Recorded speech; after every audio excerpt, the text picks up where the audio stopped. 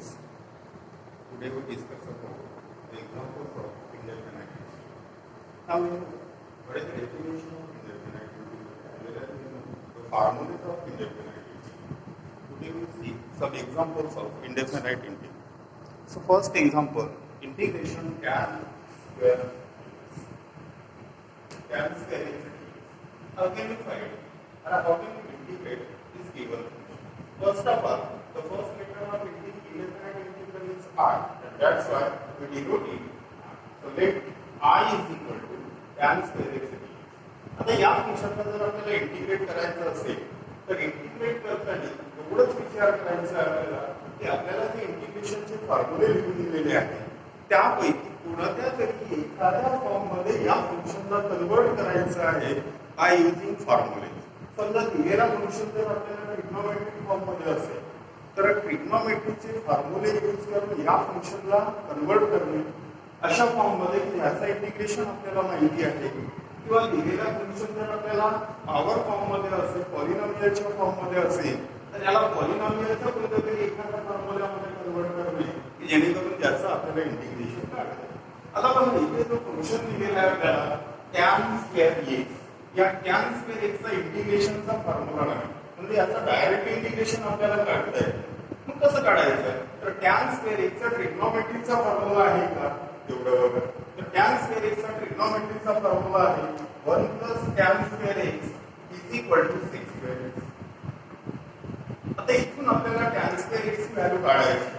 therefore tan square x = sec square x - 1. So we write this value instead of this, and therefore I is equal to integration sec square x - 1. आता एवढं झाल्याच्या नंतर इथे दोन function आलेले आहेत. एक फंक्शन आहे sec square x हा ट्रिग्नोमेट्रिक फंक्शन आहे, दुसरा आहे 1 हा कॉन्स्टंट फंक्शन आहे आणि या दोन फंक्शनच्या मध्ये मायनस आहे. म्हणून इंटिग्रेशनची प्रॉपर्टी अप्लाय करा by using the property of indefinite integral. काय प्रॉपर्टी आहे ती integration of f of x minus g of x is equal to. इथे बघा f of x हा एक फंक्शन आहे आणि g of x हा दुसरा फंक्शन. या दोन फंक्शनच्या मध्ये मायनस साइन आलेला आहे. मग प्रॉपर्टी काय सांगतोय जर दोन फंक्शनच्या मध्ये प्लस किंवा मायनस असेल तर या दोन्ही फंक्शनला आपण सेपरेट इंटिग्रेशनच्या फॉर्म मध्ये लिहू शकतोय. This integration of f of x dx minus integration of g of x dx असं लिहू शकतोय. या प्रॉपर्टीचा जर यूज केला आपण तर या दोन फंक्शनला आपण सेपरेट इंटिग्रेशनच्या फॉर्म मध्ये लिहू शकतोय. So integration of sec square x dx minus integration of 1. आता बघा हे जे दोन फंक्शन आपल्याला मिळत आहेत या दोन्ही फंक्शनचे इंटिग्रेशनचे फॉर्म्युले आहेत का ते पुन्हा चेक करून घ्या. तर sec square x चा इंटिग्रेशनचा फॉर्म्युला आहे. So what is the integration of sec square x? Integration of sec square x is the tan x minus integration of 1 dx is x. आता हे जे दोन्ही इंटिग्रेशन आहे ते दोन्ही इंटिग्रेशन इंडेफिनाइट इंटिग्रलच्या फॉर्म मध्ये आहे म्हणून तिथे कॉन्स्टंट ऑफ इंटिग्रेशन c चा यूज करायचा आहे. नेहमी इंडेफिनाइट इंटिग्रल मध्ये कॉन्स्टंट ऑफ इंटिग्रेशन c लिहायचं and that's your answer. See second वर integration of sin x upon cos square x dx. Integration sin x upon cos square x. आता सांगितल्याप्रमाणे इंटिग्रेशनचं example आहे आणि इंटिग्रेशनचा पहिला लेटर हा I येतो म्हणून या इंटिग्रलला कशाने डिनोट करायचं आहे I ने डिनोट करायचं. I denote I is equal to this. पुन्हा दिलेल्या एक्झाम्पलला ऑब्झर्व करा. या दिलेल्या एक्झाम्पलला जर आपण ऑब्झर्व केलं तर असं लक्षात येईल की या दिलेल्या फंक्शनचा इंटिग्रेशनचा फॉर्म्युलाच नाही आहे का नाही. मग याला जर कन्वर्ट करायचं असेल तर याला कन्वर्ट करताना दिलेला फंक्शन हा ट्रिग्नोमेट्रिक फॉर्म मध्ये आहे म्हणून ट्रिग्नोमेट्रीचे फॉर्म्युले यूज करा आणि त्याला अशा फॉर्म मध्ये कन्वर्ट करा की ज्याचं इंटिग्रेशन आपल्याला माहिती आहे. म्हणून या स्टेपला आपण लिहू शकतो integration of I right this as sin x upon cos square x can be written as cos x into cos x and dx. cos square x ला लिहितोय मी cos x into cos x dx. So is equal to integration. Now I use again the trigonometric formula. Sin x upon cos x is nothing but tan x into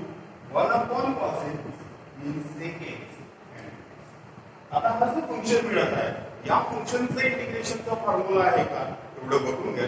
so integration of sec x into tan x is nothing but sec x and plus constant of integration c because it is indefinite integral, so I is equal to sec x plus c is the second example. See third one.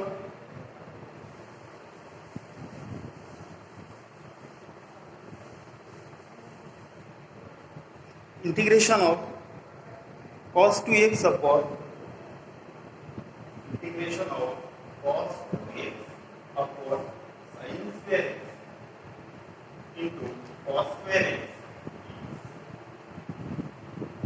या इंटिग्रेशनला कशाने denote करू आपण I. So let I is equal to integration of cos x upon sin square x into cos square x. Method सांगितलं मी तुम्हाला. या फंक्शनचं direct इंटिग्रेशनचा formula आहे. दिलेला function trigonometric form मध्ये आहे म्हणून याला ट्रिग्नोमेट्रिकचे फॉर्म्युले यूज करून अशा फॉर्म मध्ये कन्वर्ट करायचं आहे याचा फॉर्म्युला आपल्याला माहिती. याच टर्मला आपण लिहू शकतो integration cos 2x by using trigonometric formula. Cos 2x is nothing but cos square x minus sin divided by sin square x into cos square x. एवढं लिहून झाल्याच्या नंतर त्या दोन्ही फंक्शनला सेपरेट इंटिग्रेशनच्या फॉर्म मध्ये अरेंज करून घ्या by using the subtraction rule. This can be written as cos square x divided by sin square x into cos square x dx minus integration sin square x divided by sin square x into cos square x. आता एवढं लिहून झाल्याच्या नंतर cancel like terms.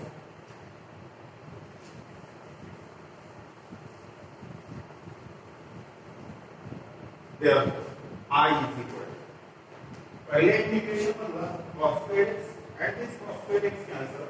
Remaining term is 1 upon sin square x dx minus integration sin square x and sin square x cancel. Remaining term is 1 upon cos square x dx. Therefore, I is equal to integration of again 1 upon sin square x का पुन्हा इंटिग्रेशनचा formula नाहीये म्हणून त्याला पुन्हा convert करा ट्रिग्नोमेट्रीचे फॉर्म्युले use करू. तर याला लिहू शकतो 1 upon sin square x is nothing but cosec square x dx minus 1 upon cos square x is nothing but sec square x dx. आता हे जे फंक्शन मिळत आहे या फंक्शनचा इंटिग्रेशनचा फॉर्म्युला आहे आपल्याला माहिती म्हणून या टर्मला आपण लिहू शकतो is equal to आणि the integration of cosec square dx. So its integration is minus cot x minus integration of sec square x is minus tan x plus c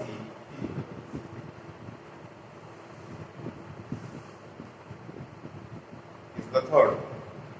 Next example, integration sin x upon 1 plus sin x.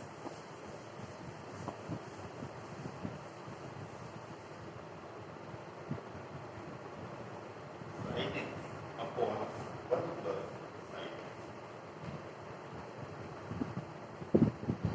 फंक्शनला I let I is equal to evaluate. आता या example मध्ये एक step आपल्याला note करायची आहे. समजा दिलेल्या एक्झाम्पलच्या डिनॉमिनेटर मध्ये 1 plus sin x or 1 minus sin x, 1 plus sin x or 1 minus sin x अशी जर टर्म येत असेल तर त्या एक्झाम्पलचा इंटिग्रेशन फाइंड करताना डिनॉमिनेटरच्या टर्मचं रॅशनलाइज करणे आणि नंतर त्याला म्हणजे ही जी डिनॉमिनेटर मध्ये येणारी टर्म आहे या टर्मचा या पूर्ण फंक्शनचा इंटिग्रेशन काढताना डिनॉमिनेटर मध्ये येणाऱ्या टर्मचा रॅशनलाइज करावं लागेल आणि नंतर त्याला सिम्प्लिफाय करावं. So rationalize it I is equal to integration sin x upon 1 plus sin x into 1 minus sin x divided by 1 minus sin x. Now this can be written as is equal to integration sin x into 1 minus sin x upon 1 plus sin x into 1 minus sin x. It is just like a plus b into a minus b, that is 1 minus sin square x. न्यूमरेटरच्या ब्रॅकेटला simplify करा.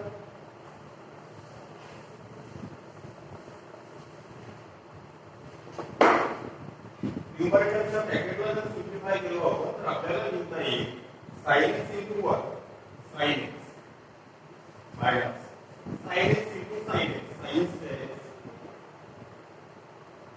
divided by 1 minus sin square x is cos square x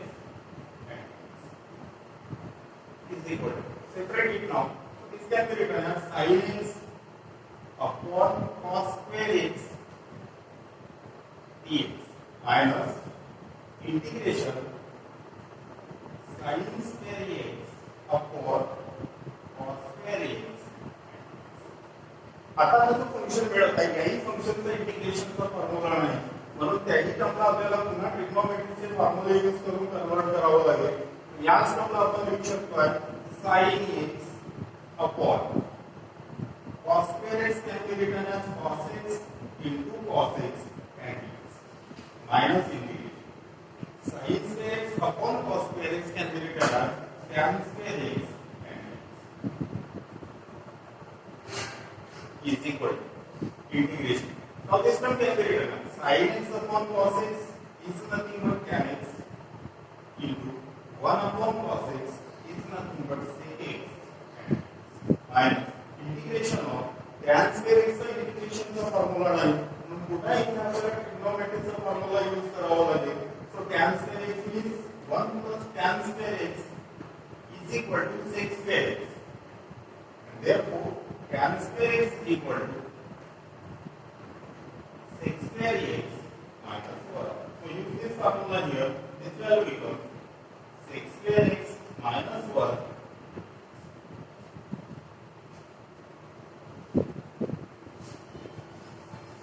again this term can be written as, therefore I is equal to integration tan x into sec x dx minus integration sec square x dx and minus minus plus integration 1. Therefore I is equal to, now by using trigonometry this integration formula, call function tan x into sec x is nothing but sec x minus integration of sec square x is nothing but tan x plus integration of 1 dx is nothing but x plus constant of integration c.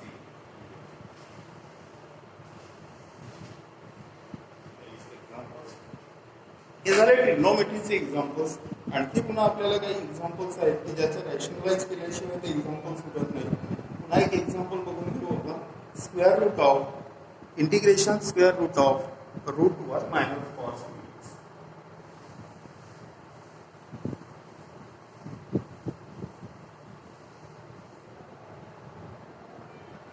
Integration square root of root 1 minus cos. आता या example मध्ये पुन्हा 1 minus cos 2x root 1 minus cos 2x चा इंटिग्रेशनचा formula नाही आहे. या इंटिग्रलला आपण i ने डिनोट करून घेऊ. Let i is equal to 0. तरी मग याला जर सिम्प्लिफाय करायचं असेल, याचं जर इंटिग्रेशन काढायचं असेल तर ट्रिग्नोमेट्रीचे फॉर्म्युले आपल्याला यूज करावा लागेल. म्हणून याला लिहू शकतोय 1 मायनस कॉस 2x चा ट्रिग्नोमेट्रीचा फॉर्म्युला आहे का, तर एक फॉर्म्युला तुम्हाला लिहून दिलेला आहे 1 plus cos x is equal to 2 cos square x by 2. मग इथे जेव्हा cos चा अँगल x आहे तेव्हा इथे cos चा अँगल x by 2 येतो, म्हणजे या x चा हाफ होतो आहे. मग इथे जर 1 plus cos 2x असेल तर याचा फॉर्म्युला मिळणार 2 cos square x. याचा अर्थ हा जो 1 minus cos 2x आहे तो 1 minus cos 2x च्या ठिकाणी लिहू शकतो आपण 2 cos square x. याला स्क्वेअर रूटच्या बाहेर काढून घ्या. याला लिहू शकतो आपण root 2 into integration of square root of cos square. Square आणि square root cancel, so remaining term is cos x. Again, by using the property of indefinite integral, root 2 is the constant term, and that's why root 2 is outside the integral. Remaining term is cos x dx. Now, you know the integral of cos x. So, integral of cos x is root 2 into sin x plus c.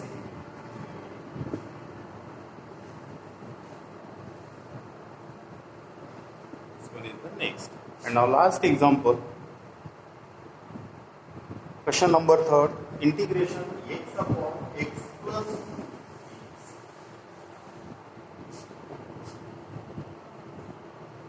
Integration x upon x plus 2 dx. Let r is equal to v1 integral. आतापर्यंतचे जेवढे examples बघितले आपण ते पूर्ण example trigonometric form मध्ये होते, म्हणून ट्रिग्नोमेट्रिकचे फॉर्म्युले use केलेले आहेत. पण हा जो एक्झाम्पल आहे हा पॉलिनॉमियलच्या फॉर्म मध्ये, न्यूमरेटर मध्ये येणारी टर्म पॉलिनॉमियलच्या फॉर्म मध्ये आहे, डिनॉमिनेटर मध्ये येणारी टर्म सुद्धा पॉलिनॉमियलच्या फॉर्म मध्ये आहे. मग दिलेल्या एक्झाम्पलच्या न्यूमरेटर आणि डिनॉमिनेटर मध्ये येणारी टर्म जर पॉलिनॉमियलच्या फॉर्म मध्ये असेल तर त्याला सिम्प्लिफाय करण्याच्या 3 मेथड्स आहेत. मग त्या मेथड्स कोणत्या आणि त्या एक्झाम्पलला कोणत्या मेथडने सिम्प्लिफाय करायचं आहे ते बघू. तर पहिली मेथड आहे degree of numerator. Degree of numerator is equal two degree of denominator. म्हणजे न्यूमरेटर आणि डिनॉमिनेटर या दोघांची डिग्री जर सारखी असेल तर त्याला सिम्प्लिफाय करता येईल डिनॉमिनेटरच्या टर्मची ऍडजस्टमेंट न्यूमरेटर मध्ये करणे आणि नंतर सेपरेट करून त्याला सिम्प्लिफाय करणे. ही एक मेथड. दुसरी मेथड आहे degree of numerator is greater than degree of denominator. जर न्यूमरेटरची डिग्री ही डिनॉमिनेटरच्या डिग्रीपेक्षा मोठी असेल तर डिनॉमिनेटरच्या टर्मने न्यूमरेटरला डिवाइड करणे म्हणजे ऍक्च्युअल डिव्हिजन मेथड यूज करणे. आणि तिसरी टर्म आहे if degree of numerator is less than degree of denominator. जर न्यूमरेटरची डिग्री ही डिनॉमिनेटरच्या डिग्रीपेक्षा लहान असेल तर या डिनॉमिनेटरच्या डेरिव्हेटिव्हची ऍडजस्टमेंट न्यूमरेटर. तर हे 3 टाइपचे एक्झाम्पल्स आहेत. तर तो एक्झाम्पल या 3 पैकी कोणत्या फॉर्म मध्ये आहे तेवढा आपल्याला ऑब्झर्व करायचं. म्हणजे जर दिलेला एक्झाम्पल हा पॉलिनॉमियलच्या फॉर्म मध्ये असेल याचाच अर्थ असा की तो एक्झाम्पल या 3 पैकी कोणत्या तरी एखाद्या फॉर्म मध्ये असेल. मग यामध्ये बघा न्यूमरेटर मध्ये येणारी जी पॉलिनॉमियलची टर्म आहे त्या पॉलिनॉमियलच्या टर्मची डिग्री ही 1 आहे. डिनॉमिनेटर मध्ये येणाऱ्या पॉलिनॉमियलची डिग्री सुद्धा 1च आहे. याचा अर्थ न्यूमरेटर आणि डिनॉमिनेटर या दोघांची डिग्री सेम. आणि ही दोघांची डिग्री सेम असल्यामुळे त्या एक्झाम्पलला सिम्प्लिफाय करताना तो एक्झाम्पल हा पहिल्या टाइप. मग पहिल्या टाइपचा जर एक्झाम्पल असेल तर याला सिम्प्लिफाय करण्याची मेथड सांगितलं आहे की डिनॉमिनेटरच्या टर्मची ऍडजस्टमेंट न्यूमरेटर मध्ये करणे आणि नंतर सेपरेट करून त्याचं इंटिग्रेशन फाइंड करणे. सिम्प्लिफाय करा चला त्या मेथडने.